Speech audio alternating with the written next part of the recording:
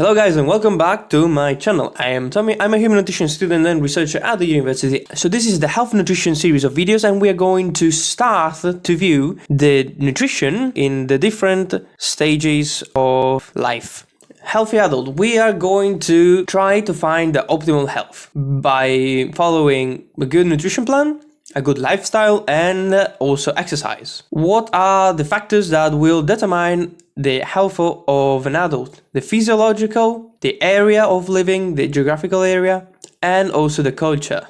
In terms of energy, the total daily energy expenditure comes from the basal metabolic rate multiplied by the physical activity level. The BMR is calculated from the Henry formula or from Harris-Benedict, for example, and the PAL, the physical activity level, can be 1.4, 1.6, 1.8, and 2. As a general recommendation, we say that a man needs around 2,340 up to 3,224, whereas a female needs from 1,887 to 2,579 kilocalories per day. And we say that every move counts. In terms of proteins, we say 0.83 grams per kilogram per day is optimal. And as a general recommendation for men, around 60 grams per day of proteins, and for females, around 48 grams per day. If you go below 0.45 grams per kilogram per day of proteins, you can risk of having the marasmus or the kwashiorkor, which are diseases that come from the lack of proteins in the diet. And if you go over 3 grams per kilogram per day, you may encounter urinary problems, as there is a lot of urea, and this will eventually give us the gout and acidosis. Talking about carbohydrates, it is recommended to go over 130 grams per day. It must be 45 to 65% of calories. We need to consume a lot of complex carbs. The fiber must be at least 25 grams per day, and the sugars below 10% of total calories. And we should prefer to have lower glycemic index and lower glycemic load carbohydrates because they are easier for our body to digest and absorb. Talking about fats, 20 to 35% of calories. They must be very low in saturated and trans fatty acids. The omega-6s for men should be around 14 grams and for women 11 grams per day. And omega-3 around 1.6 and 1.1 grams per day. And then EPA and DHA should be around 250 milligrams. If we go below 20% of fats, we will end up with deficiencies, especially of fat-soluble vitamins. And if we go over 35%, we increase our risk of contracting cardiovascular diseases. Water, full water, and oxidative reactions. These are the main sources of water we can get in our diet. The recommended consumption of water per day is 2.5 liters for men and 2 liters for women. Avoid dehydration and water toxicity. So do not drink too much, but also drink a little bit. Do not dehydrate yourself. Vitamins. We have the fat-soluble vitamins and water-soluble vitamins. As per vitamin A, we say 900 micrograms for men and 700 micrograms for women. Vitamin D, 15 micrograms. This is without counting the sun exposure. If we count the sun exposure, we say we need from the diet 5 micrograms. Vitamin E, 13 milligrams for men and 11 milligrams for women. Water-soluble vitamins. Vitamin C, 110 milligrams for men and 95 milligrams for women. Vitamin B9 on folate, 400 micrograms, and vitamin B12, 4 micrograms. So as you can see, there are not all the vitamins we need. If you want to know more about how many vitamins, the amounts of vitamins you need to consume daily, I have a video on my channel called Vitamins and Minerals in the Nutrient Description series of videos. Talking about minerals, we have sodium 2 grams, potassium 3.5 grams, calcium 0.95 grams, phosphorus 550 milligrams, magnesium 325 milligrams, and fluorine 3 milligrams. Iron, women must consume 16 milligrams, whereas men only 11 milligrams. Iodine 150 micrograms, zinc 15 milligrams, and copper 0.9 milligrams. Okay, so now let's talk about infant nutrition. Infant nutrition. So infants, they have organs and tissues in maturity and also an accelerated growth. So what's the best way to give nutrients to infants? Via milk. Milk is easier to digest than solid food, of course, and we can find milk from breast milk, cow milk, or formulas. I will make a video comparing breast milk versus cow milk versus formulas in the future. So energy. If the infant is less than 6 months old, the calories he needs to consume are 550, and this is more than 43 kilocalories per kilogram of weight. You have to know that normally a person needs around 32, 33 kilocalories per kilogram per day. And then when the infant passes the 6 months, for a male, 600 to 880 kilocalories are recommended, and for females, from 550 to 667. Proteins, 1.52 grams per kilogram per day, or around 9 grams per day of proteins before the 6 months. And after the 6 months, we can lower the number to 1.1 to 1.3 grams per kilogram per day.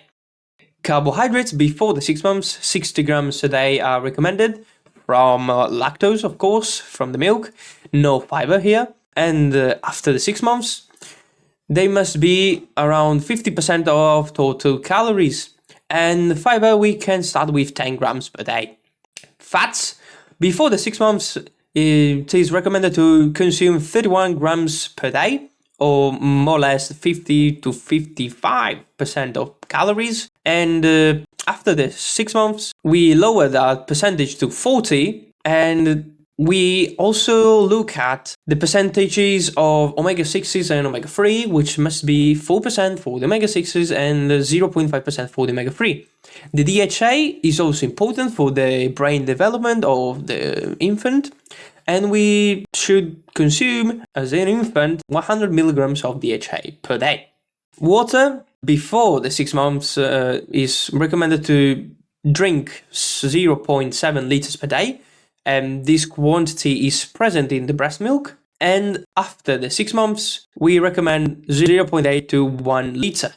Vitamins, the fat-soluble vitamin A, 250 micrograms, vitamin D, 10 micrograms, and vitamin E, 5 milligrams. Vitamin D is, again, without taking in account the sun exposure. And because the infant is not really capable of synthesizing vitamin D from the sun yet.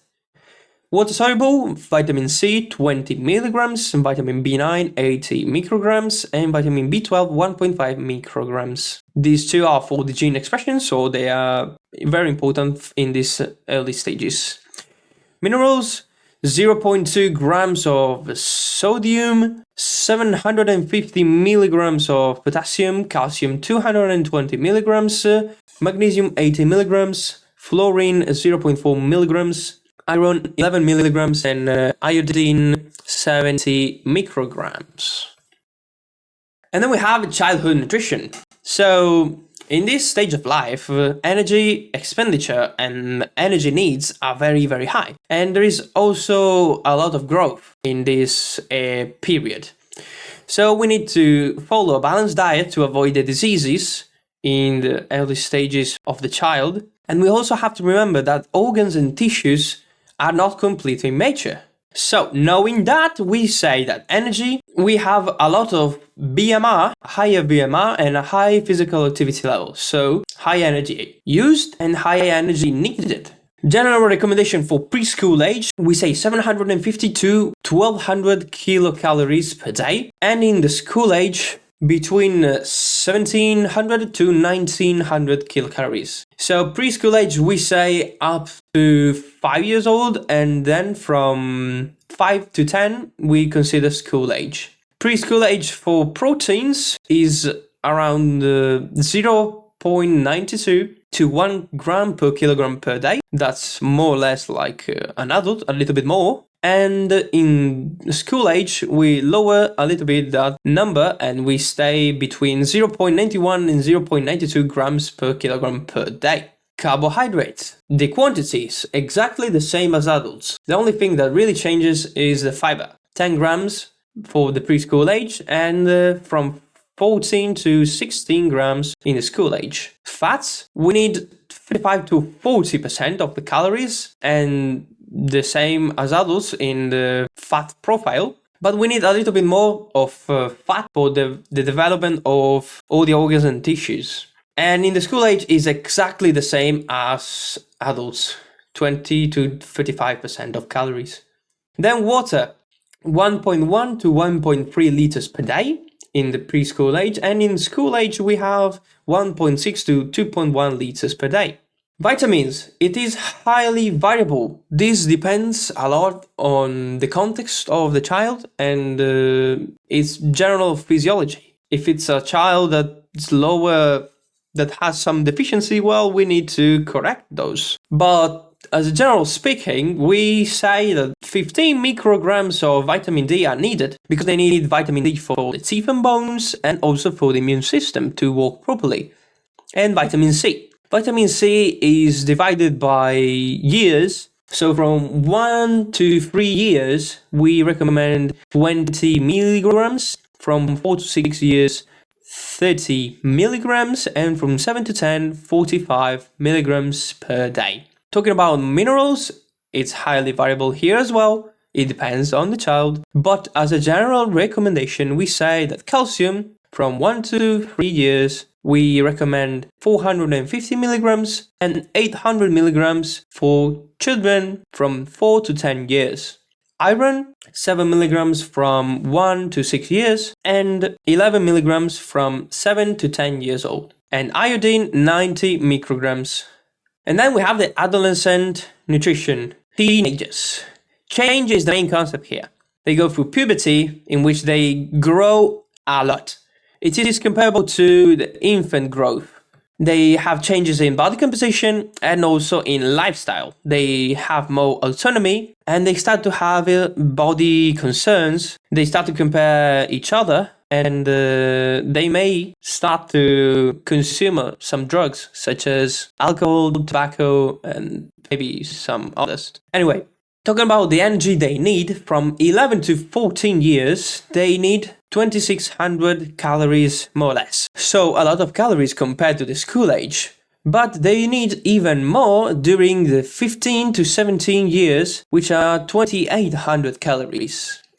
It is recommended to do 60 minutes a day of exercise and try some vigorous exercise 3 days a week at least. Talking about proteins, well, from 11 to 14 years, we recommend for men 0.90 grams per kilogram per day and 0.88 for women. From 15 to 17 years old, we say 0.85 grams per kilogram per day for men and 0.84 grams per kilogram per day for women. In carbohydrates, same as adults, so more than 130 grams per day, 35 to 65% of calories. Fiber changes from 11 to 14, 19 grams of fiber are recommended and 21 grams of fiber recommended from 15 to 17 years old. The fats are exactly the same as adults. And then water consumption. From 11 to 14, we say 2.1 liters per day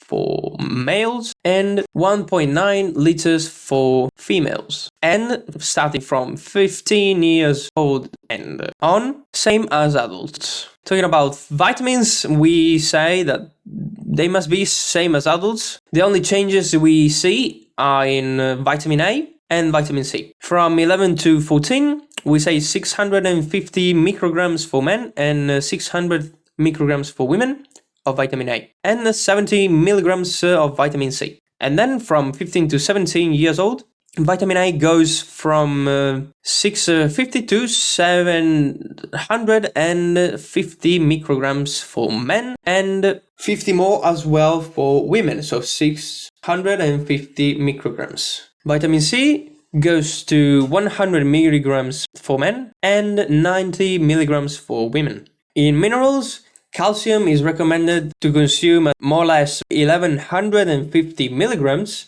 Iron, higher in women, of course, which is 13 milligrams, and in men 11 milligrams. And the differences in the age ranges is in iodine, which needs to be consumed 120 micrograms from 11 to 14 years old and 130 micrograms from 15 to 17. And then talking about elderly nutrition, aging is the concept here. Aging, and talking about nutrition, there is an aging of psychosocial factors as well as physiological factors, changes in body composition and in digestion capabilities, also in absorption capabilities. All the organs are getting worse at doing what they need to do. Their function is slowed down. So it is more difficult to extract, digest and absorb those nutrients from the food. That's why the BMR lowers down, as well as the physical activity levels. Recommendations are 2,000 calories for men and 1,700 calories for women. As you can see, much lower than the healthy adult. It is recommended to do some exercise from 75 to 150 minutes per week at, let's say, 60% of the maximum heart rate. Talking about proteins, we need to increase the amount of proteins in the diet when we are old to avoid sarcopenia and protein malnutrition. So we go from 0.83 grams per kilogram per day, that's the recommendation for healthy adults, to 1 gram, and from 15% of the calories to 25. And also from the 30% of the animal proteins to the 40. In terms of carbs, it is the same as adults. And in terms of fats, well, we say from 25 to 30%, preventing the hyperlipidemia. So we lower a little bit the fats. Indeed, if we increase the amount of proteins and we lower the amount of calories, but we keep the carbs, we have to lower the fats. It's just mathematics. The saturated fatty acids must be lower than 8%. The monounsaturated fatty acids are between 10 and 15%, and the polyunsaturated fatty acids are between 5 and 10%. Cholesterol must be lower than 100 milligrams per 1,000 calories. Water consumption should be same as adults. As the dehydration is common, we have to remember to elder people to drink even if they are not thirsty. And also be careful with mineral composition, because it may lead to hypertension. In terms of vitamins, are same as adults. Lower amount of food, same requirements, may lead to deficiencies. So we have to be careful of that, because we are going to eat less food, less calories, but the requirements are almost the same. And talking about minerals, same as adults. And we have to control the electrolytes, calcium and iron, because of this thing here, hypertension. But also not go too low, because we need those minerals as well. Now let's talk about gestational nutrition. So what pregnant women need to eat. As an introduction, we say that there is a lot of anabolism in the first part of the gestation and a lot of catabolism in the second part. Anabolism because we need to create new tissues for the fetus, and catabolism because there are a lot of energetic needs, and we may find diabetes, the gestational diabetes of pregnant women. Normally, women increase by 11 to 13 kilograms their weight when they become pregnant. When we talk about energy, as we said, the energetic needs are higher. During the first quarter, there is a need of an extra 69 calories per day. During the second quarter, this increases to 263 calories per day. And in the third quarter, it increases by up to 500 calories per day more than the healthy adult. We recommend moderate, soft exercise, so not to quit the exercise. In terms of proteins, well, we need to add 25 grams, so that equals more or less to 1.1 grams per kilogram per day, based on the real weight before being pregnant. And as a general recommendation, we say that in the first quarter we need to add 1 gram per day. That's not really significant, but it just advises us to not lower the number. During the second quarter, we need to add 9 grams per day, and during the third quarter, 28 grams per day. And we also need to combine vegetable and animal protein. The carbohydrates are same as adults. The fat, same as adults. The water content, we need to add a little bit of water. 0.3 liters more per day, so we result in 2.3 liters per day. In terms of vitamins, we need to add 50 micrograms of vitamin A, we need to add 10 milligrams of vitamin C, 270 micrograms of vitamin B9, and also plus 0.5 micrograms of vitamin B12. There is also a supplement called Yodosifol, which contains 2 micrograms of vitamin B12 and 400 micrograms of vitamin B9.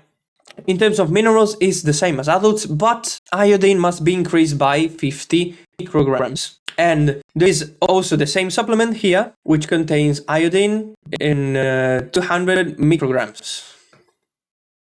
And then, the last but not least, lactation nutrition. During lactation, there is an increase of BMR because of nutrient synthesis. I mean, creating the breast milk requires more energy. So, lactation is very good to lose the weight we gain during the gestational period, and it also creates union with the infant.